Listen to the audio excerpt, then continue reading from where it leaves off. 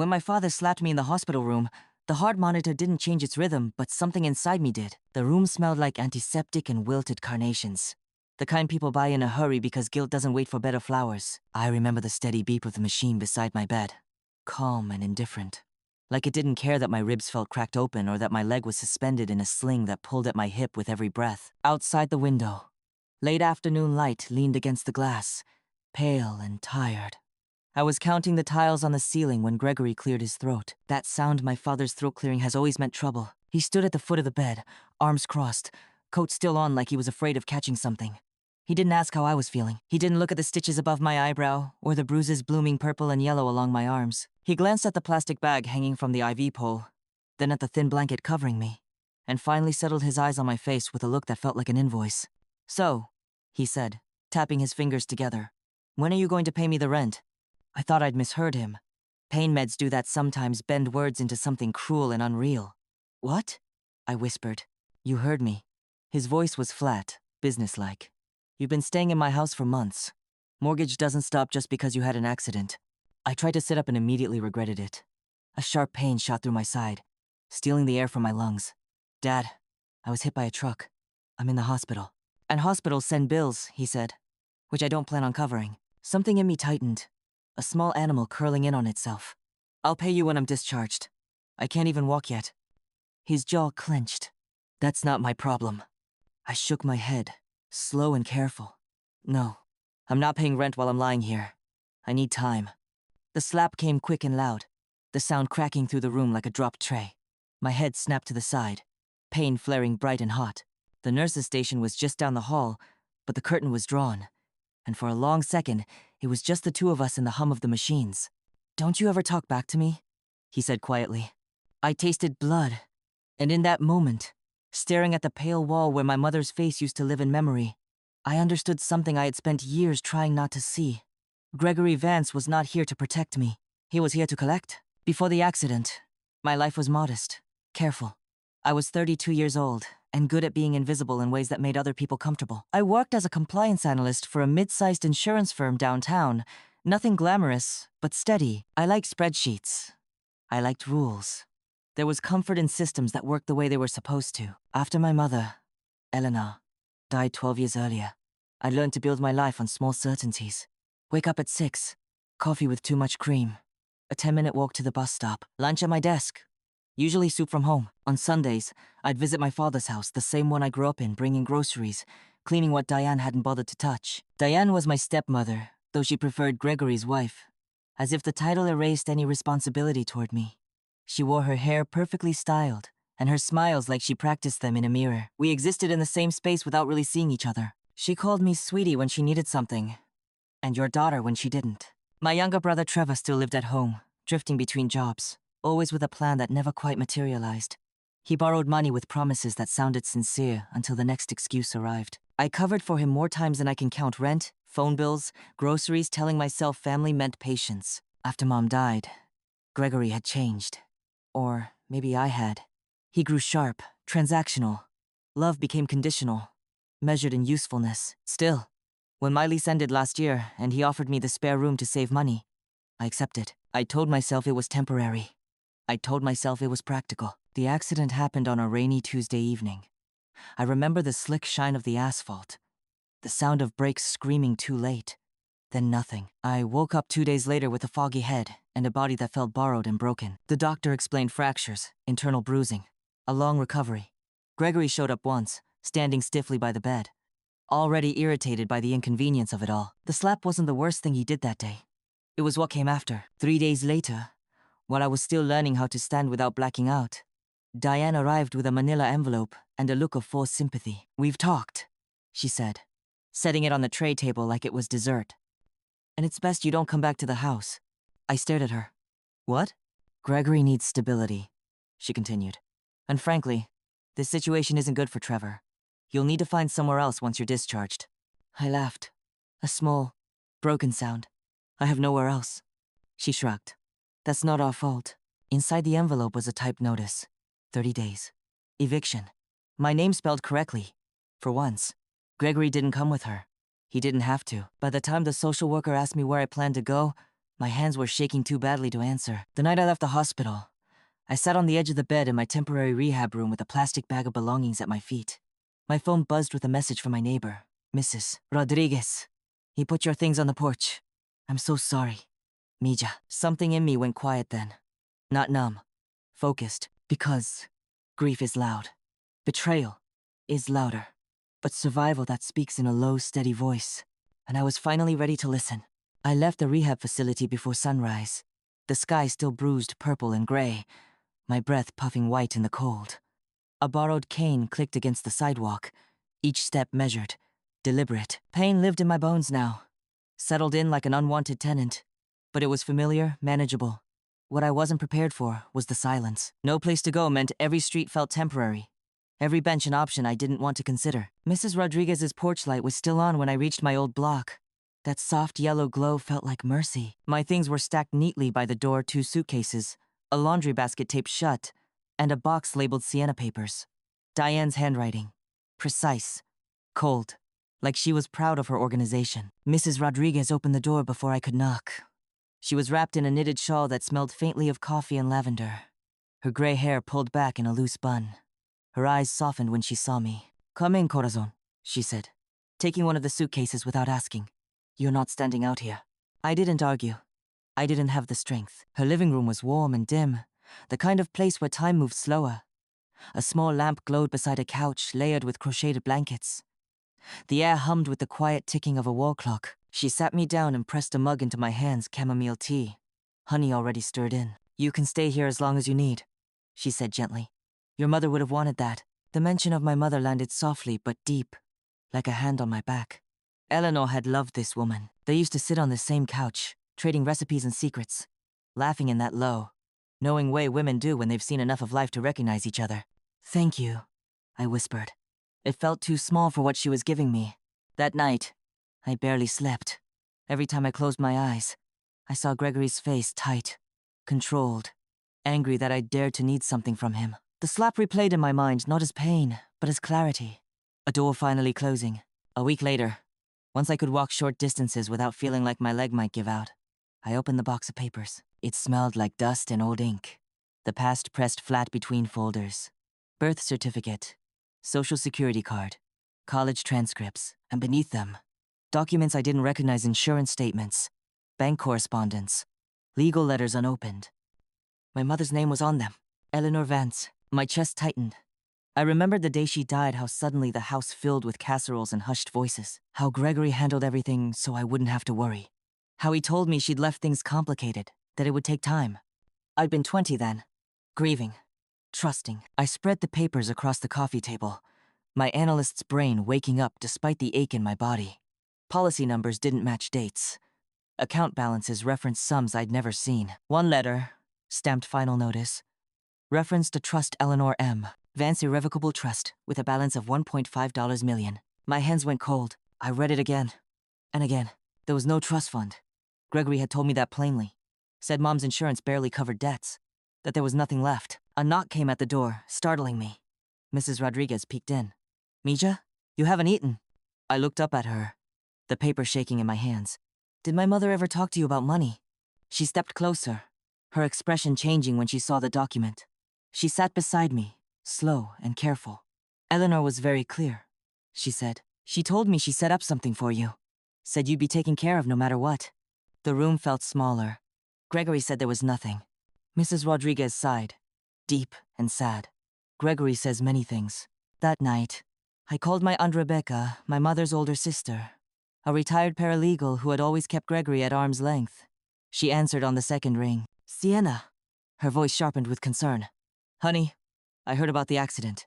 I need to ask you something, I said, my voice steadier than I felt. Did Mom leave a trust for me? Silence stretched, heavy and telling. Yes, she said finally.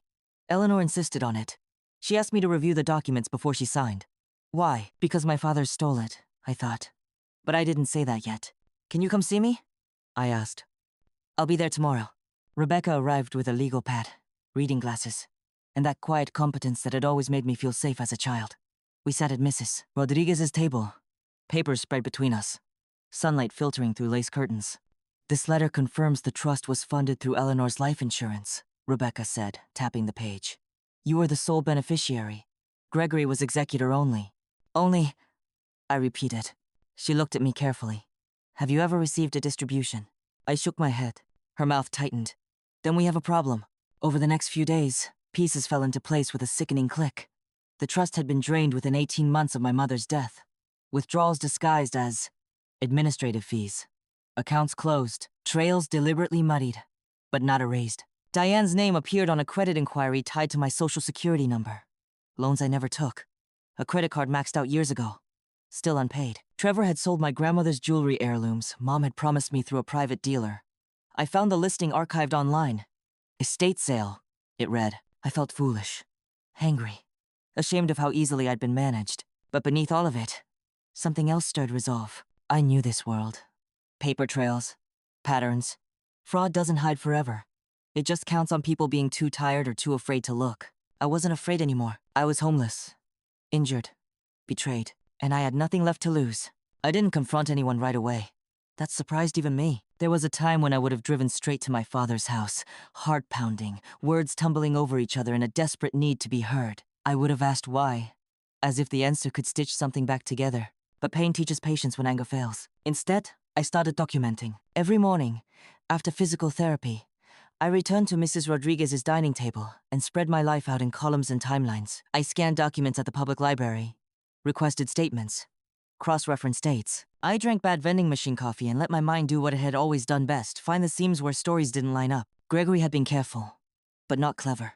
The withdrawals from the trust coincided with the year he claimed disability after a workplace injury that somehow never stopped him from flipping houses on the side. Diane's identity theft lined up with a boutique she opened using startup capital that wasn't hers. Trevor's debts traced back to gambling apps and private lenders with interest rates that bordered on criminal. It wasn't just betrayal. It was a system. One afternoon, Maya met me at the library. We'd been friends since college, bonded over shared lunches and shared silences. She worked in digital forensics now, the kind of job that turned hard drives into confessions. She hugged me gently, mindful of my ribs. You look tired. I am, I said. But I'm also awake. I slid a folder across the table. Can you help me trace these transactions? She flipped through the pages, eyebrows lifting. This is bad, she said softly. Like, federal bad. I know. She looked at me then. Really looked. Are you sure you want to go down this road? Once you do, there's no one ringing that bell. I thought of the hospital room. The slap. The eviction notice. My mother's quiet voice, trusting the wrong man with the right responsibility. Yes, I said. I'm sure.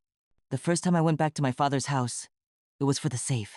Gregory always kept one in the study black. Heavy. Bolted behind a false panel in the wall. I knew because I'd watched him install it when I was 16, muttering about protection and people not knowing their place. He was out of town that weekend, according to Diane's social media. A beach selfie. Smiling. I borrowed Trevor's old key from Mrs. Rodriguez, who'd kept it just in case all these years. The house smelled the same polish and old carpet. Diane's expensive candles failing to mask something sour underneath. I moved slowly, my cane tucked under my arm, heart thudding loud enough to feel in my throat. The study door creaked open. The panel was still there, hidden behind a framed photo of Gregory and Diane on their wedding day. I took the picture down, my hand steady now, and pressed the latch. The safe opened with a low, obedient click. Inside were folders, envelopes, and a USB drive labeled Taxes Backup. I photographed everything, careful not to disturb the order. My reflection stared back at me from the metal door, pale, determined, older than I remembered being. On my way out, I paused in the hallway outside my old bedroom. The door was closed. I didn't open it. Some things don't need revisiting to be understood. By the time Gregory realized something was wrong, it was too late. I didn't call him. I didn't threaten. I filed reports. First the IRS anonymously at first, then formally, with documentation that made even the intake officer pause. Unreported income, disability fraud, shell accounts, then the police identity theft, embezzlement, elder fraud tied to my grandmother's estate. Aunt Rebecca helped me retain a civil attorney. Pro bono, at first. This matters, she said simply. Word traveled fast in our small orbit. Diane showed up at Mrs. Rodriguez's door one afternoon, eyes sharp, smile brittle. We need to talk, she said. No, I replied, standing straighter than my body wanted. You need a lawyer. Her smile slipped. Trevor texted me at midnight. I didn't know it was that bad. Dad said you were taken care of. I didn't respond. Because I wasn't interested in apologies that arrived only after consequences. The investigation took months. My body healed faster than my family fell apart. I testified from a wooden chair that smelled like old varnish and coffee, my hands folded in my lap. Gregory sat across the room, smaller than I remembered. His confidence stripped down to irritation and fear. He didn't look at me. When the judge read the sentence 15 years, I felt no triumph, just a quiet exhale. Diane received less time, but enough to matter. Trevor was ordered to repay what he could, his future narrowed by his own choices. Afterward, outside the courthouse, Maya squeezed my hand. You did the right thing. I know, I said. And for the first time, I truly did. I used part of the recovered funds to buy a small house with wide windows and a garden that needed work. I named my business Aegis Financial Recovery, a shield for people who didn't know they needed one yet. I started helping others like me. Quiet people. Tired people. People whose trust had been used against them. And in the evenings, I sat on my porch with Mrs. Rodriguez, listening to the world settle into itself. Family, I learned, isn't who takes from you and calls it love.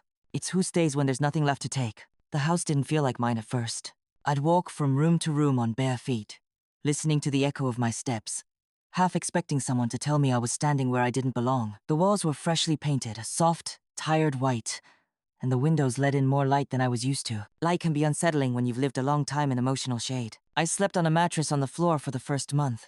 Not because I couldn't afford a bed, I could, but because I needed to prove to myself that nothing here was conditional.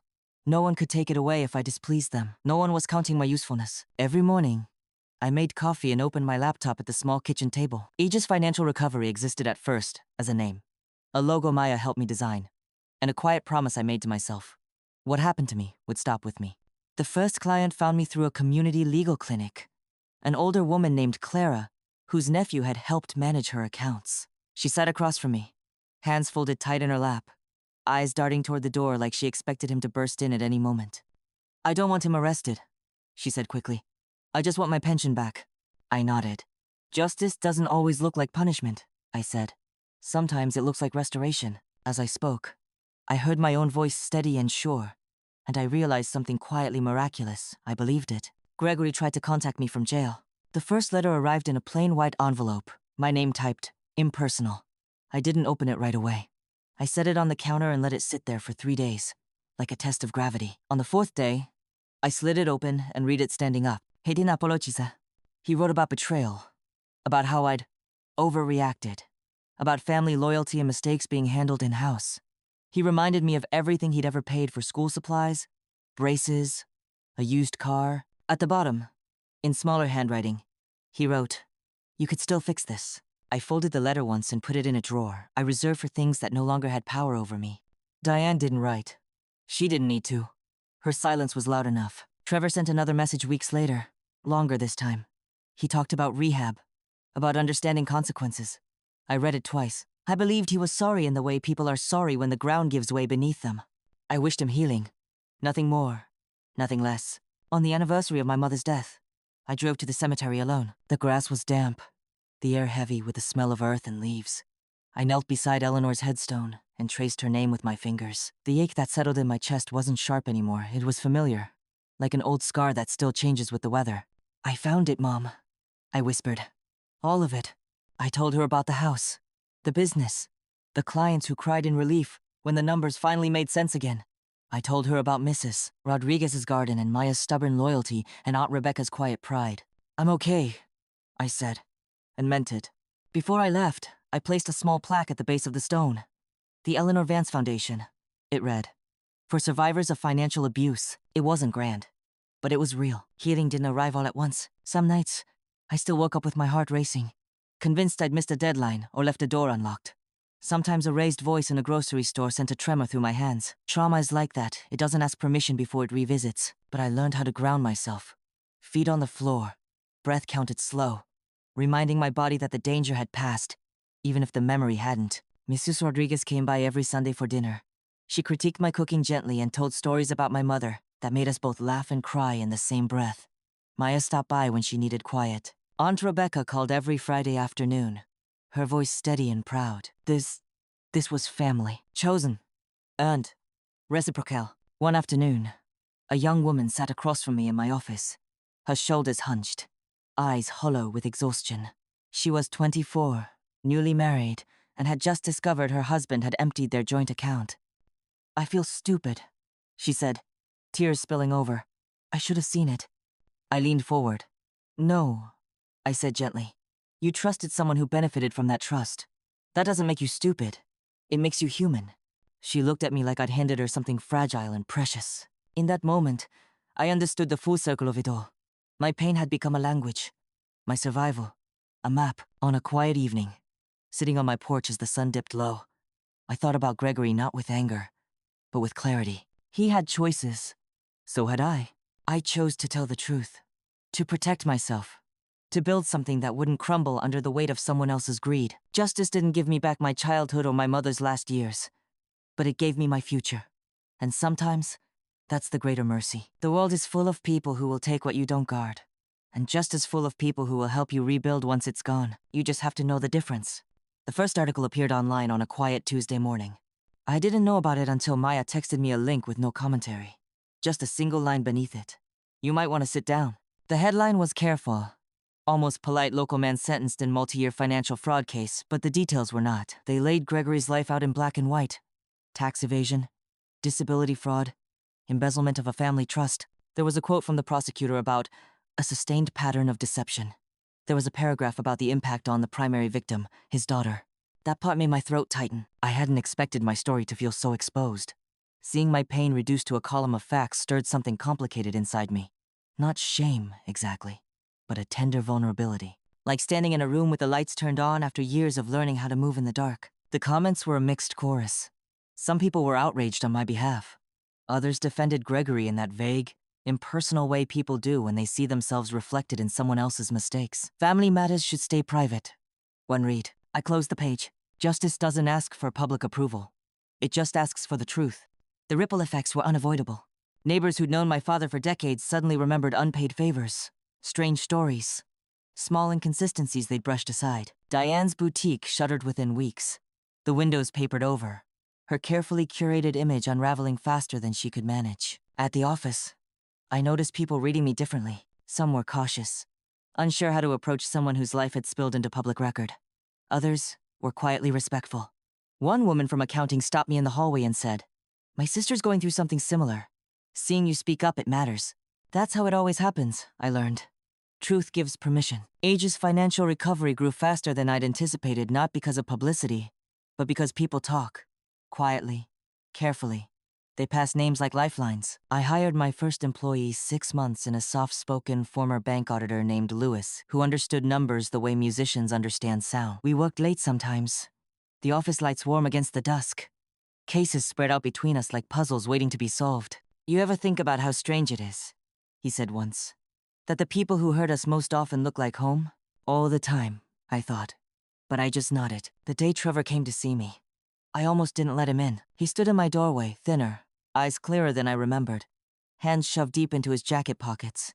He didn't smile. "I'm not here to ask for anything," he said quickly. "I just wanted to say I'm sorry, without excuses." I studied him, looking for the familiar deflection, the practiced helplessness. It wasn't there, just discomfort.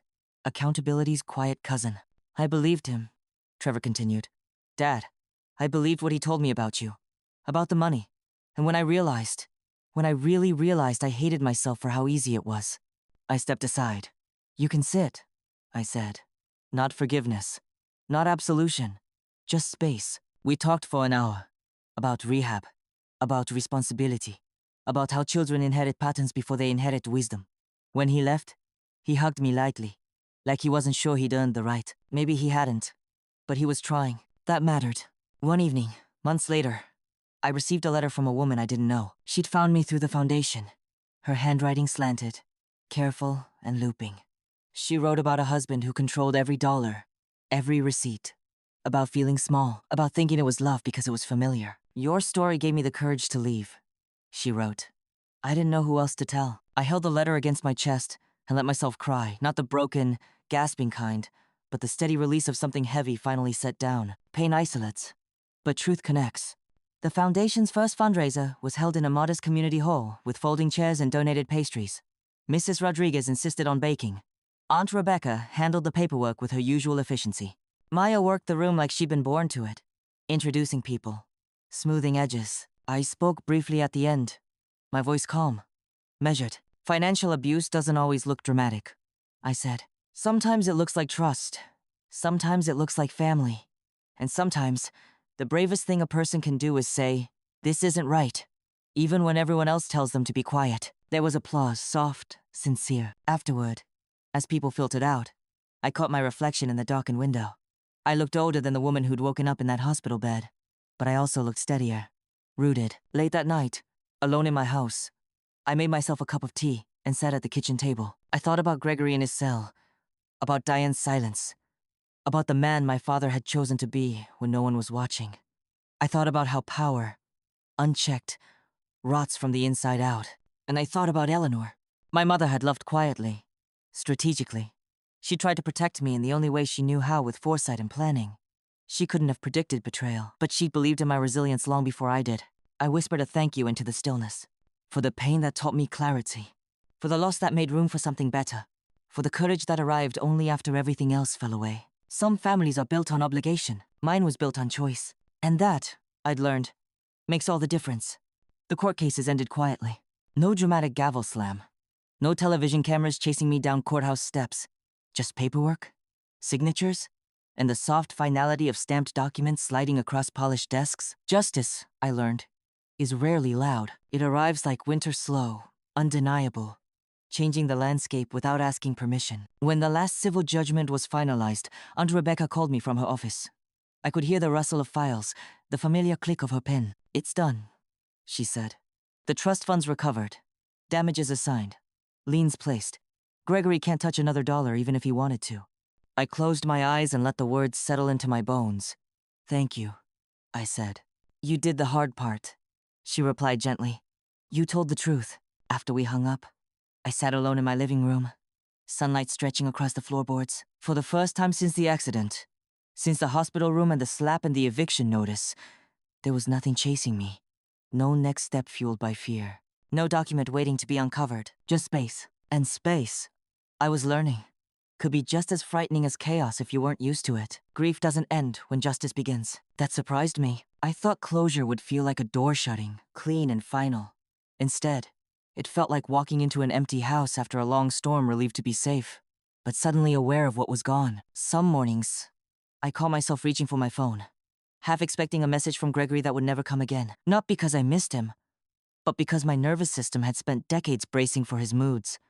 Silence took practice. I started therapy. My therapist, Elaine, had a voice like warm water and eyes that didn't rush me. In our sessions, I talked about control and conditional love, about how children learn early which parts of themselves are acceptable. "You weren't just betrayed," she said one afternoon. "You were trained." That sentence cracked something open inside me. We talked about the slap not as an isolated act, but as a symbol, a line crossed, a truth revealed. How violence doesn't always leave bruises, but it always leaves information. "You listened," Elaine said. "That's what saved you." Aegis Financial Recovery outgrew my small office within a year. I moved us into a sunlit space downtown with big windows and a conference room that smelled faintly of lemon cleaner and fresh paper. We added 2 more staff members, both women who had left jobs where they'd been dismissed as too sensitive for noticing irregularities. They were excellent. Our clients ranged from young couples navigating financial deception to elderly parents whose children had borrowed a little too much. Each case carried its own quiet heartbreak, and each resolution, no matter how small, felt like a stitch in a torn fabric. One afternoon, Louis paused at my doorway. "Do you ever think about how different this would have been if you'd stayed quiet?" I did. If I'd paid the rent, if I'd swallowed the slap, if I'd believed the lie one more time. "Yes," I said, "and I'm grateful I didn't." Mrs. Rodriguez's health began to decline that winter. Nothing dramatic at first, just fatigue, shortness of breath. I drove her to appointments, sat beside her as doctors spoke in careful tones. She waved them off with the same grace she'd applied to everything else. "Don't fuss, mija," she'd say, patting my hand. "We all leave the party eventually." I cooked for her, cleaned her kitchen, sat on her couch where my mother once sat, listening to stories I'd heard before but needed again. One evening, as the sun dipped low, she looked at me with surprising intensity. "You know," she said, "family isn't blood. It's witness." I swallowed. "Witness to what?" "To who you really are," she replied. She passed away quietly 3 months later, at her memorial. Her daughter hugged me like I belonged there. And I did. Loss had braided us together in a way that didn't need explanation. That was the miracle. He found steady work. Started paying restitution without being chased. We met for coffee sometimes, careful, honest conversations that didn't pretend the past hadn't happened. I don't expect forgiveness, he said once, staring into his cup. I just want to be better than what I learned. I nodded. So do I. We were siblings again, not the way we had been, but the way adults can be when truth replaces denial. On the second anniversary of my accident, I stood in my backyard garden, dirt under my nails, knees aching pleasantly from the work. The house felt lived in now. Earned. I planted a small magnolia tree in Eleanor's honor. Its roots were fragile, the leaves glossy and new. I pressed the soil down carefully, hands steady. Growth, I realized, requires both patience and protection. You don't get to choose the family you're born into, but you do get to choose what you carry forward. I wiped my hands on my jeans and looked around at the home I'd bought, the work I'd built, the people who'd stayed. What rose from the ruins wasn't just survival. It was sovereignty. There is a particular kind of peace that arrives after you stop explaining yourself. It doesn't announce itself. It doesn't fix everything at once. It just settles in quietly, like a cat finding a warm patch of sunlight and deciding to stay. That was the season I found myself in. I woke up without dread pressing against my ribs. I answered emails without bracing for accusation. I made decisions without mentally rehearsing how I would justify them to someone who no longer had the right to ask. Freedom, it turned out, was practical. The Eleanor Vance Foundation began offering free financial safety workshops at community centers and libraries. We talked about red flags, about boundaries, about the difference between help and control. We talked about how shame thrives in silence, and how systems, banks, courts, families often fail the most trusting among us. One evening, after a workshop, a teenage girl lingered behind while her mother packed up pamphlets. My dad says money stuff is none of my business, she said quietly. But he uses my name for things. Is that okay? My chest tightened. No, I said gently. And it's brave of you to ask. Her mother's face went pale as the truth settled in. They left with resources, with a plan, with language. That mattered. Seeds don't always grow where you plant them, but you plant them anyway. I never visited Gregory in prison. That choice surprised people. Aunt Rebecca asked once, carefully, "Do you think you'll ever want to?" I thought about it. About the man who raised me with rules instead of warmth, who confused obedience with respect, who saw me not as a daughter, but as an asset to manage. No, I said. I've said everything I needed to say with my actions. Forgiveness, I'd learned, doesn't require proximity. It doesn't require reconciliation. Sometimes it just requires release. I wished him no harm, but I wished him no access either. Diane faded from my life completely. The last I heard, she was living with a sister out of state, her name still legally tangled in court records and restitution schedules. I didn't follow the updates closely. Some chapters end without closure. You learn to live with that. One spring afternoon, Maya and I sat on my back porch, legs stretched out, glasses of iced tea sweating in the warmth. The magnolia tree had taken root, small white blooms just beginning to open. Do you ever think about how close you were to losing everything? Maya asked. I lost everything, I said calmly. I just didn't lose myself. She smiled. That might be better. It was? There was a day quiet, unremarkable, when I realized I hadn't thought about Gregory in weeks. Not in anger, not in fear, not even in reflection. That was when I knew I was truly free. Trauma marks time differently. Healing isn't linear. It spirals, revisits, recontextualizes. But eventually, the story stops centering the wound and starts centering the life built around it. I had crossed that threshold without noticing. On the 3rd anniversary of the foundation, we held a small gathering in my backyard. Folding chairs, string lights, laughter rising into the evening air. Clients came, some with families, some alone, all standing a little straighter than when I'd first met them. I spoke briefly, raising my glass. This work exists because people like you chose truth over comfort, I said. Because you decided your future was worth protecting even when it meant disappointing someone you loved. There were nods, a few tears, quite understanding. Afterward, as the lights dimmed and people drifted home, I stayed outside alone, listening to the night settle. I thought about the hospital room again, not with pain, but with gratitude. That moment of violence had been a doorway. A terrible one, but a doorway nonetheless. Sometimes the breaking point isn't the end. Sometimes it's the entrance. I went inside, locked the door, not out of fear, but out of habit turned healthy boundary. I made tea. I read. I slept deeply. The kind of sleep that doesn't scan for danger. The kind of sleep that trusts the morning will come. If there is a lesson in all of this, it's not about money. It's about authority who gets it, who abuses it, and who quietly takes it back. It's about believing the small, persistent voice inside you that says, something isn't right even when the person causing the harm shares your last name. And it's about understanding that walking away from what hurts you isn't failure. It's wisdom. Sometimes, when the house is quiet and the world feels soft around the edges, I think about how close I came to believing that pain was the price of belonging. I think about how many years I spent explaining away what hurt me, calling it love, calling it loyalty, calling it just how family is. And I wonder how many of us are doing the same thing right now, standing in rooms where we feel small, convincing ourselves that silence is safer than truth. If my story has taught me anything, it's this. Love does not require you to disappear. Family does not get a free pass to harm you. And survival is not something to be ashamed of, it's something to honor. There was a time when I thought rebuilding my life meant replacing what I lost. I know better now. Rebuilding meant choosing differently. Choosing honesty over comfort. Choosing boundaries over approval. Choosing myself. Even when it felt lonely. And the loneliness didn't last. Because when you stop pouring into people who only take, you make room for those who give without keeping score.